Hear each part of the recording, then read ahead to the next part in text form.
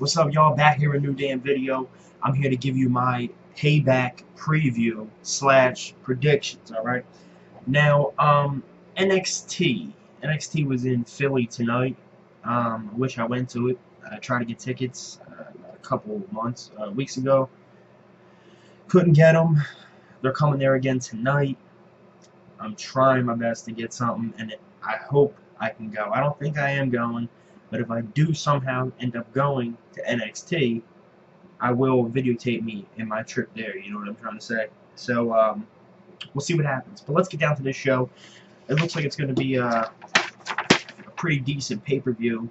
I see some things happening, like some odd things, crazy things, you know, stuff like that. Let me see. What the hell am I doing? I see some stuff happening. Let me see.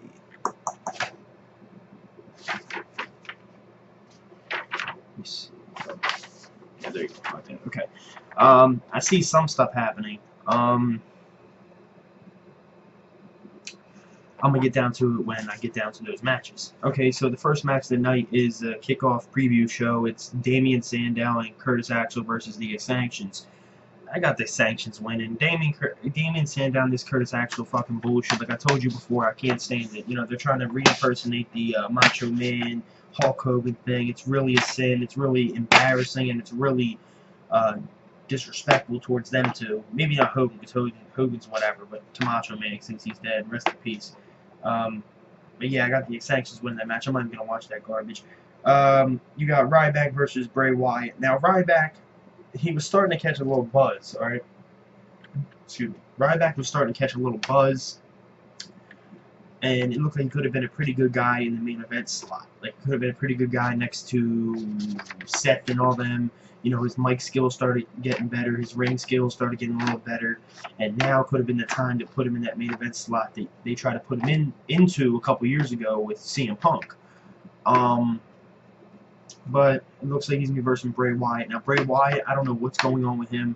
I don't know what they did with him. I mean, man, he was versing this guy, and then he was versing this guy, and then he versed Taker at Mania and lost, and then and to me, it's like ever since he lost to Cena a couple of years ago, or a year ago, his whole shit went to shreds. Honestly, in my eyes, he hasn't won a big time match since. You know, he's been having garbage feuds. You know, stuff like that. But, so I got Bray Wyatt winning that match, though. The match is going to be probably okay. Next, it's King Barrett versus Adrian Neville, which they call him Neville. I hope Adrian Neville wins it, and I got him winning it. I think it's going to be a pretty decent match. It's going to be pretty good. Nothing crazy, nothing out of the ordinary.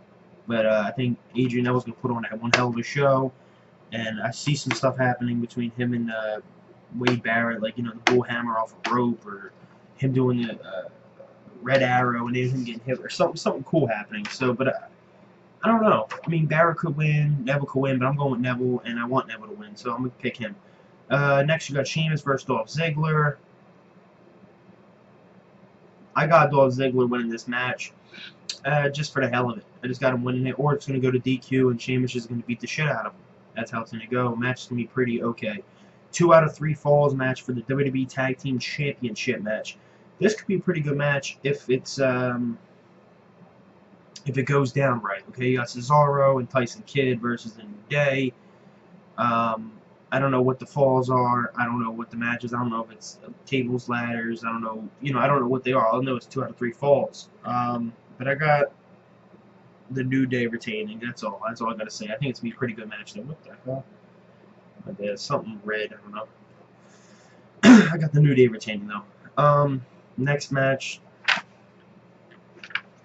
An I Quit match for the U.S. Championship. It's John Cena versus Rusev. I got John Cena winning. I don't want him to win, but I see him winning. John Cena's undefeated in the I Quit matches, and he's undefeated at Payback since it's been around. So, yeah, Cena's going to win. But, you know, this is where WWE always fucks up on, okay? They want to get these new guys elevated. They want to get these new guys elevated, these new guys to be the next big thing, these new guys to go in the next generation. Well, how do you do that? You start a storyline right here. between Cena and Rusev, which they already have one going on, but you have Rusev beat Cena by making Cena say I quit, or you make him pass out to the point where he can't even say I quit. And what it does is this: it makes the fans, like the kids, start thinking, oh, well, you know, he's not like he used to be. And it can start a whole storyline like Cena's not how he used to be. He said I quit. He was the man who never gave up. He never stopped the fight. You know, you can have Michael Cole say that, and you can have Cena come out on Raw and be like, I said I quit, and I never said I would quit, and this and that. And you can have him going on like a little bit of a losing streak, but then start coming back and beating all the odds and being the underdog, and it can make the kids, you know, buy into it more, and it could elevate the guys around him that he's putting over, which won't happen. But that's just my opinion. But Cena's going to win. It's that easy. WWE's not going to put any thought into it like I'm putting into it. They're not going to put any what I just said. You know, you can do a storyline like that. They're just going to give it to Cena, and all the other shit's going to go out the fucking window. You got the Divas match. What is it? Brie Bella, Nikki Bella, some others. I don't have it on this piece of paper, so I don't know it by heart. But yeah, I don't know. Give it Nikki Bella. Okay. Then you got the Fatal 4-Way for the WWE Heavyweight Championship. This is the match right here that I'm looking forward to. You got Dean Ambrose versus Roman Reigns versus Randy Orton versus Seth Rollins. I think it's going to be one hell of a match. I see Seth and Dean putting on a show, including Orton and Roman Reigns just being around, doing spears, getting hot, you know, doing the hot tag type things. But at the end of the day, I see Seth Rollins retaining. And if Seth Rollins fails to retain the WWE World Heavyweight Championship, Kane is fired from his job as Director of Operations. So it can go either way. But in my personal opinion, what I see happening is people were saying to me that how could you say this? And this is my odd pick. Like I do all my things. I always make like a weird pick, a conspiracy pick. But I see the Shield reuniting in this match to help Seth Rollins win the belt, and if not, one of them wins the belt, and they all reunite. I don't know how, but I think Seth retains, and I think they all turn heel. They all join the authority type thing with the J&J security, or they can all turn face together. And what I mean by that is that at first it's going to look bad. To people, it's going to look like, wow, you know, at the pay-per-view, all the kids are going to boo, Orton's going to look like the face, but on next night on Raw, they're going to ditch J&J security, he's going to ditch Triple H, and he's going to say, I didn't need any of you guys, I manipulated. Seth Rollins can say, I manipulated every one of you guys to get my boys and me this championship back around our waists. You know, get it around our waists, but in our group. That can be a pretty cool thing if they do it that way, but I don't see it happening, but it would be cool if it happened. That's my conspiracy throw out, or whatever you want to call it. I just see every guy, you know, just a regular Fatal 4-Way, Seth Rollins somehow wins, and if not, I can see Randy Orton winning it. That's all I see, but, that's about it, guys. Like this video, subscribe, and comment below on your thoughts. Are you ready for the pay-per-view? Are you hyped up? And would you like to see a Shield reunite? Or would you just prefer the way it is? Let me know. Alright, y'all. Peace.